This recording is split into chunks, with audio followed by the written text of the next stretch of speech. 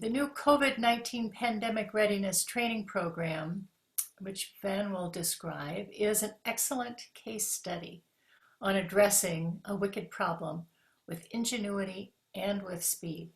Its goal, its ambitious goal, 10,000 newly credentialed healthcare workers by 2014. This program came together in 2.5 weeks.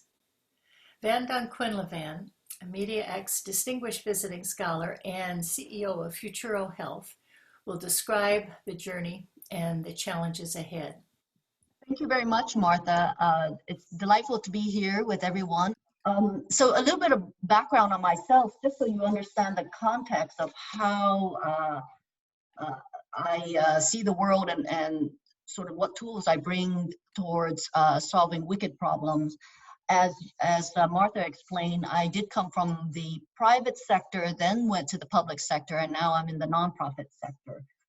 When I was in the private sector working for a company of 20,000 men and women in the energy industry, the company had no opinion in workforce development, and I was able to take it to a nationally recognized best practice. After that, I joined the public sector as an appointee of Governor Brown here in California. And our state was in a place where workforce was an afterthought. And the work that was done was able to bring workforce from an afterthought to becoming a state policy priority. And when things become a priority, the monies also flow in that direction. And that's how we were able to grow workforce investments by the state from 100 million over time to over $1 billion by the time that I served out my second term. And so these approaches come together to, as I've been tasked to, as CEO of Futuro Health, to look at how do we begin addressing the shortage in allied health workers. So because the gap, usually when a company is experiencing some shortage, it may be an individual company issue, but when you start getting into numbers of needing 500,000 workers, then you are looking at a structural issue. And when I reference structural issue, that means that no one organization or entity can actually solve this problem. And this is why these problems become wicked, because it's difficult for one organization to tackle. So Futuro Health was created through the commitment of Kaiser Permanente, which is, as you know, one of the largest healthcare providers in the nation, along with a labor union named SEIU, United Healthcare Workers. They have 97,000 members who work in hospitals. And so the two of them committed 130 million to establish a new nonprofit, and Futuro Health was born in January of this year with a mission to improve the health and wealth of communities by growing the largest network of credentialed allied healthcare workers in the nation, starting in California. So in today's discussion, I'd like to chunk it in 3 areas. The first one is a pivot that we had to make newly into the life of Futuro Health. And when I was in the public sector, I was continually challenging the public sector to move at the speed of business, as Martha alluded. And yet, right here with the pandemic, we needed to pivot and asked by the board to actually deliver training at the speed of need, and the speed of need is so much faster than the speed of business. So I'd like to give you a case study on that. To know that it's possible. Secondly, I want to talk about a topic, an alternate way of solving problem, and it goes back to the roots of not being able to solve hard structural problem, maybe wicked problems, through the one organization alone, and thinking about the region as an alternative unit for problem solving. And this is how the community colleges were able to innovate along hard skills, but also be able to replicate innovations around soft skills, also called people skills or power skills. And then third, I'd love to engage you in some thinking around one of the most difficult wicked problems in healthcare, which is that to train a good credentialed worker, it's not just the academic work, theoretical work, but it's actually the practice with patients before you can get your license. And that seems to be a recurring problem. We call it the clinical bottleneck. And if students aren't able to get those clinicals, then they're not able to get their licensure. However, because of the constraints around getting these clinical seats, colleges, higher education providers cannot increase their capacity. So it's truly a wicked problem for us to tackle.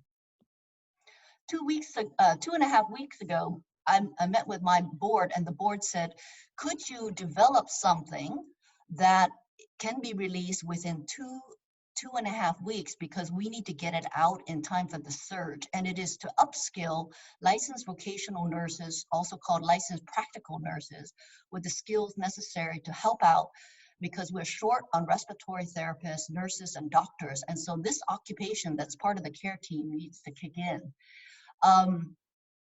That was on a Friday, and on a Monday, the board approved $1 million for us to begin executing on this strategy. And interestingly enough, it was reaching out into the ecosystem of partners that we built and finding who could commit to doing the curriculum, who could provide the learning management system, who could do the outreach. We began parsing all the pieces, and then each of the partners contributed what they did best in order for us to roll out in the window that was allowed a set of courses. The first one is pandemic readiness for licensed vocational nurses. And then secondly, a training called COVID-19 readiness for healthcare workers and first responders. So I wanted to go to this sort of a worldview again, and reach back into my days as the Executive Vice Chancellor of the California Community Colleges. One of the interesting feedback when I was talking to the colleges around why isn't that they don't collaborate more, because within the region there's a lot of labor market need, a lot of labor shortages, but no one college can afford to have every single program on their campus, nor is it efficient or wise. And it's possible, though, within a region, for example, the Bay Area region has 24 community colleges, which is a lot of assets and a lot of competencies and a lot of faculty. And so across 24 colleges, you may have a better chance of solving the workforce shortage than one college alone. And so I kept listening for why is it that they were not collaborating. And interestingly enough, the answer I received was that the state paid us to compete against each other because we were running the statewide grant, and the assumption was that the best player would win. And so everybody kept their curriculum close to their chest rather than sharing with each other. So we heard that feedback, and so as a shift in strategy, we began to group colleges by region, and actually incentivizing region-wide collaboration, and building their relationship by offering grants that were guaranteed to all the colleges in the region, as long as all the colleges in the region signed up for that grant. It was a rate of adoption that had not been seen very frequently in the community colleges. And this is because we began to play with regions as an organizing unit rather than just local. And so when things worked in some other region, you had an ability to replicate region by region, network by network. And we saw innovation spread much faster, and innovation get adopted much faster than previously.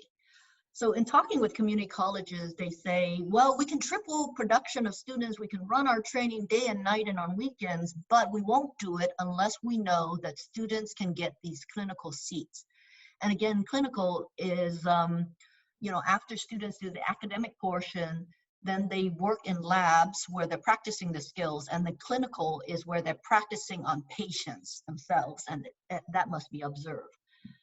So how do we get enough clinicals so that all these education institutions are ramping up production of students? And again, it's not any one entity. So we've been looking at a set of arrows in our quiver. And again, the reason why it's such a wicked problem is that there's no simple singular solution to this. And almost every single credential in healthcare requires clinical time before you can get your credential and your license. So some of the thoughts that we had was, first is to change the regulation. Right now, there's regulations that's very limiting. Either no, you cannot use simulation for any of the clinical time slots. In some places, it's gone to 25%. So either to allow for 25 to 50% of the clinical slots to be done by simulations, that would be a significant relief and allow many more students to get clinical hours. In California, we have 1,300 clinics. If every clinic took one candidate, one student, that's already 1,300 clinical slots, right? And then, of course, lastly, which is the solution most people jump to, is engage the large hospitals and healthcare providers and having them lean in more as to be part of the solution. So we've been thinking about how to circle the wagon and think about resolving this clinical bottleneck, so that we can get through more students at scale. Thank you for helping inform my approach to these wicked problems. Van, thank you for your time and for sharing not only your ambitious challenge, but your creative ecosystem orchestration with us.